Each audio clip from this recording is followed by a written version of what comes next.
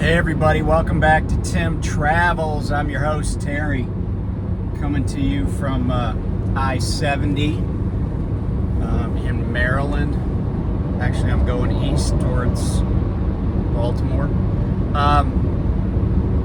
So I said I would talk about this when I did my live the other day, and it's Friday, and I actually parked my truck, headed home. We're going camping today. So I wanted to get this out of the way. Bunch of companies, and I've talked about this before, but a bunch of companies have reported earnings, and things are not looking good for irregular route truckload carriers. And I'm also going to talk about a couple of LTL carriers, because one is kind of like the gold standard in LTL carriers, and the other is one that somebody asked me about because their stock price was down substantially recently. But let's first talk about the truckload carriers. Two of them kind of jumped out, one of which I've spoken about before. Actually, a couple of different times I've talked about them. But the first one is Heartland Express. They had another bad quarter. Their operating ratio was around 105, almost 106, which means, as I've told you about operating ratio before, that means they spent about $1.05 for every dollar of revenue that they made. So it's deficit spending, I guess you'd call it, but what they said in their quarterly report was that all three of the trucking companies that they bought over the last little bit, it's probably been, the first one was Millis Transfer, and they bought Millis, and Millis was profitable for them, and then they bought CFI and Smith Transport out of Roaring Spring, Pennsylvania. And I don't know if that's the right order. I don't know if they bought CFI first. It doesn't really matter. But neither of them has really made money for them. But they said in this quarter's report that all three of them were money losers for them. CFI and Smith, they basically agreed to the deal before this trucking kind of recession that we're in hit. But not a good look. Like, if you're gonna, and I'm sure, especially when they bought Millis, they probably said words to the effect of, will be immediately accretive to earnings, which means, even though we just bought them, we expect to make money anyway, regardless. So all three of those units are money losers for them. And they also said that they're going to probably reduce truck count, which is another way of saying cut driving jobs. Now, it's possible that they have trucks just at either their legacy carrier, Heartland Express, or any of those other three, that they have trucks just sitting around anyway because they don't have drivers for them. They did mention that their retention numbers were not good for the quarter. But the other thing that like I was saying, kind of jumped out at me was that they're going to reduce truck count. That's kind of their way of saying there's overcapacity and that they're part of the problem. But it also means they're going to have less jobs. I don't know if it's going to come across all those units. And let me say this about like Smith and CFI. Those two companies I'd have to go back and check, but I don't think that either of those companies has turned a net profit for Heartland since they were bought. I don't know what the end game on that would be or could be, I mean, you got an asset that you bought, and hey, good job to TFI for unloading CFI, and good job to the Smith family for unloading their company. I'm sure both of them, TFI, they're so huge, they might have just said, hey, as long as we break even, we're good. Heck, they might have lost money on it for all I know. But I'm sure the Smith family, the people that, because Smith was privately held, I'm sure they're happy about that deal. But, it's, I would just, if I was at any one of those three companies or the legacy carrier at Heartland, I would be a little bit concerned, and I certainly would be paying attention to what's been going on. And so that's kind of the situation at Heartland.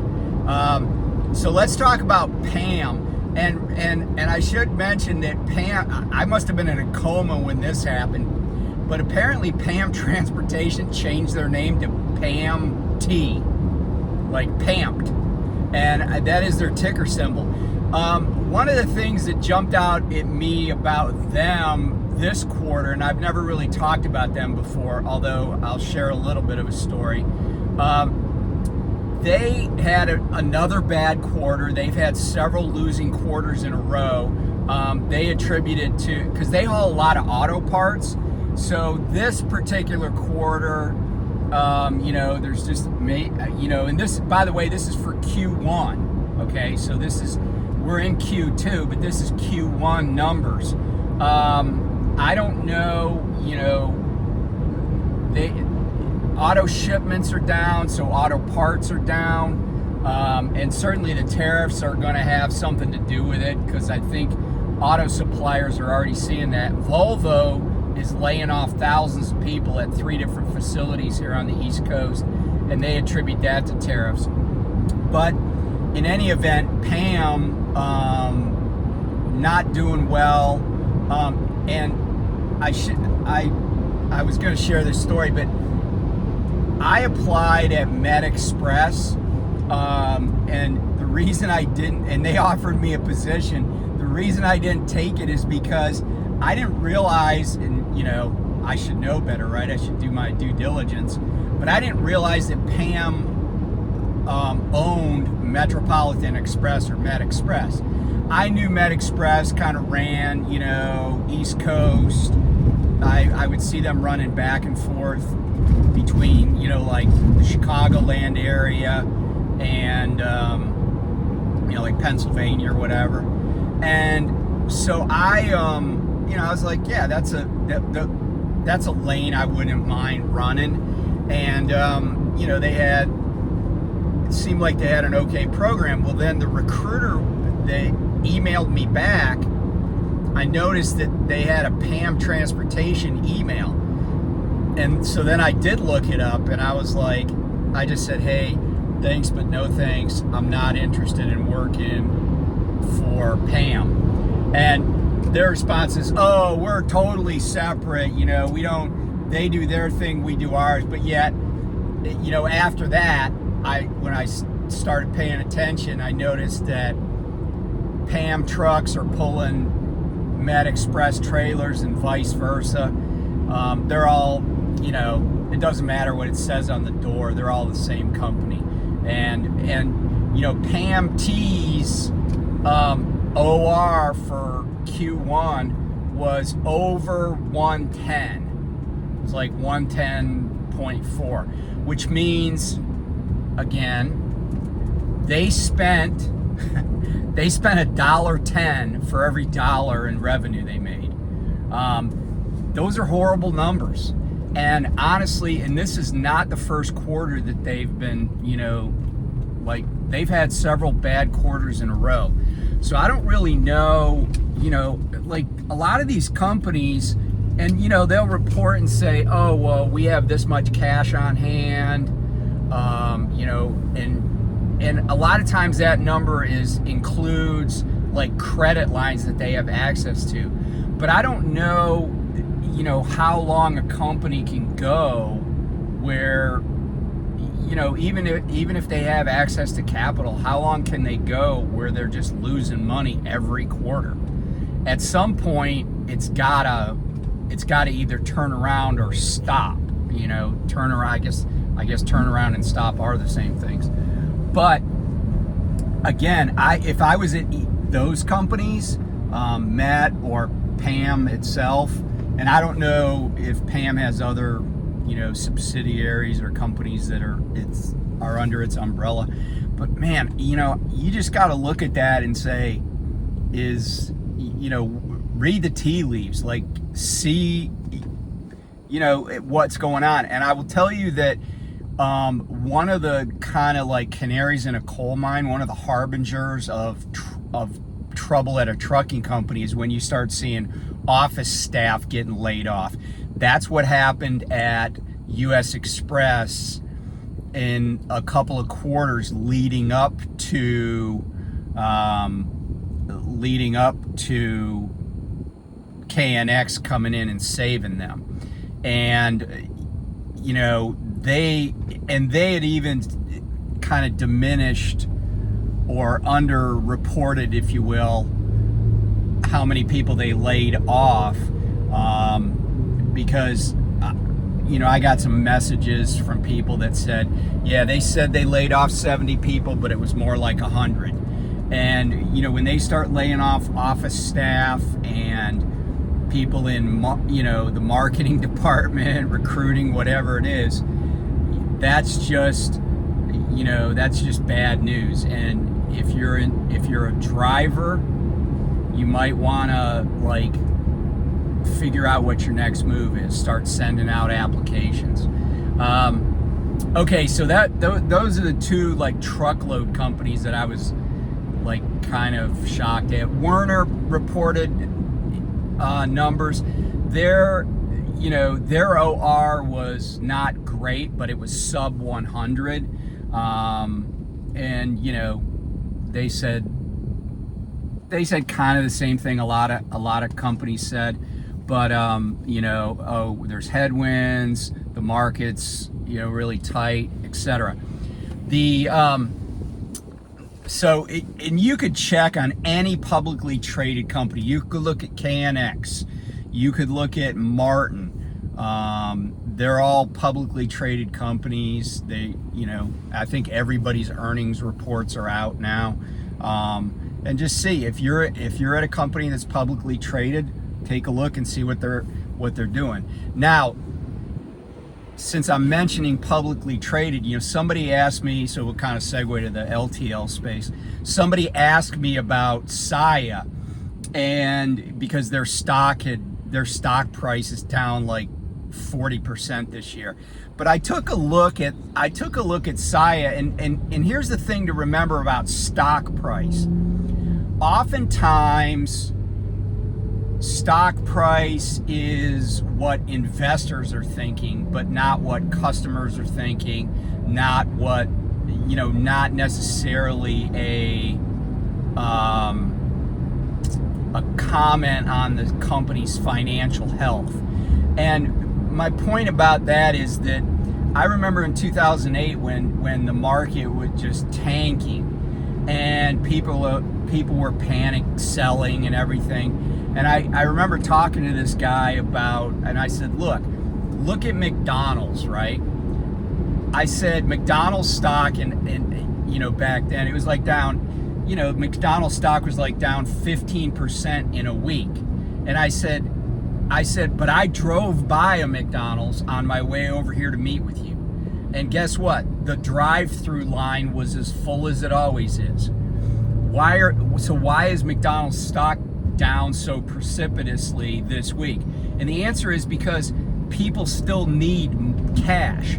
And so if an investor has a position, and when I say investor, I don't mean you or I, but I mean a pension fund or a mutual fund, if they're hey, we have to cover these other positions and we need cash to do it, they're going to sell and they're going to try to not sell stuff that's been losing money. They're going to try to sell something that still has value left in it. So maybe McDonald's was just where people had cash and they needed to get it out.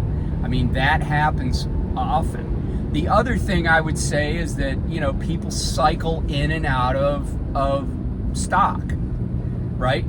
They'll own some stock for 5 months, and then they're like, you know what, this stock typically starts to go down around this time of year, and I'll sell it now and buy some in 6 months. Stocks, if you look at stock charts, they run in cycles, just like business runs in cycles. And you know, a lot of it is sentiment, not based on numbers, you know. So anyway, getting back to Saia, since I kind of explained that, you know, it might just be that Saia missed expectations, which they did, but I don't, you know, I took a look at what their CEO said, and also just kind of some anecdotal information. And, you know, Saia has been building facilities. They're pretty bullish on themselves. They don't have bad numbers. I think that anybody in the trucking space is going to experience some degradation of business, and has experienced it over the past, you know, couple of years, but it's probably going to become a little bit more pronounced with tariffs and just, you know, consumer confidence is very low right now. And this is a consumer-driven economy. And, you know, 20% of all truck space in the United States. Oh dear.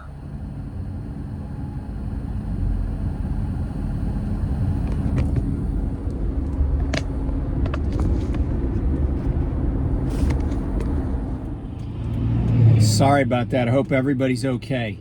I'm still a little shaken up, but we'll get back on the road here.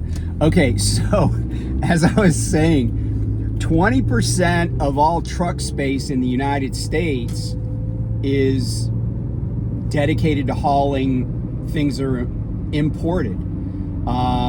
So, you know, that's a lot, right? It's 1/5. So that's the thing to keep in mind with any trucking company right now. If they haul a lot of imports, there's going to be a slowdown in that market. If they haul a lot of things for export, like I was talking about in a recent video, I think I was telling this story about how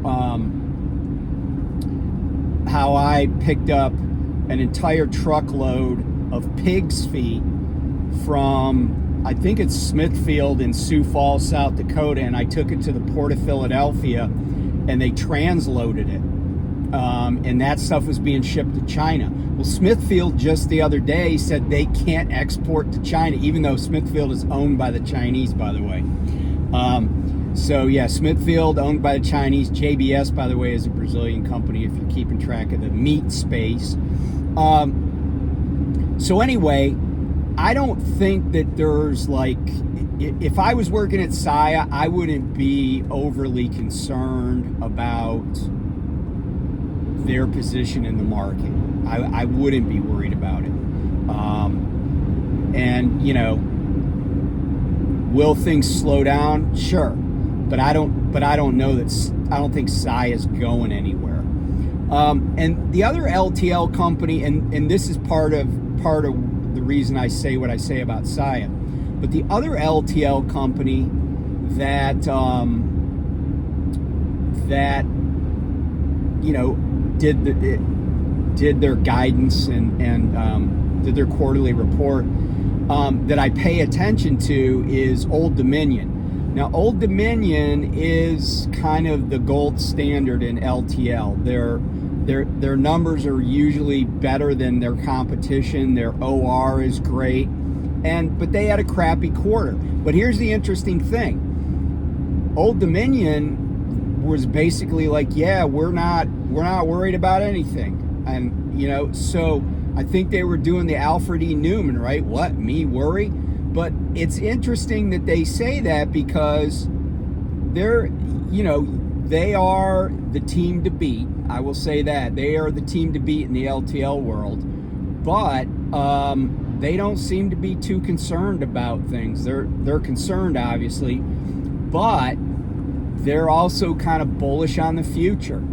And so I think that's any LTL carrier that runs a tight ship. You know, UPS used to say they ran the tightest ship in the shipping business, but they sold their they sold their LTL arm to TFI, and you know, TFI has basically said we regret buying that. We regret buying UPS freight. Although I don't know that the people that are at T-Force, you know, have anything to worry about either. Those guys are union too, but anyway, you know, it was a bad quarter for trucking companies again. You know, just to summarize. And by the way, my company is not publicly traded. I don't know how we're doing. All I know is I got a paycheck today, so, you know, I guess that's better than not getting a paycheck today. I know I put fuel in my truck and the fuel card worked. So all of the things that I look at seem like they're still okay. So anyway.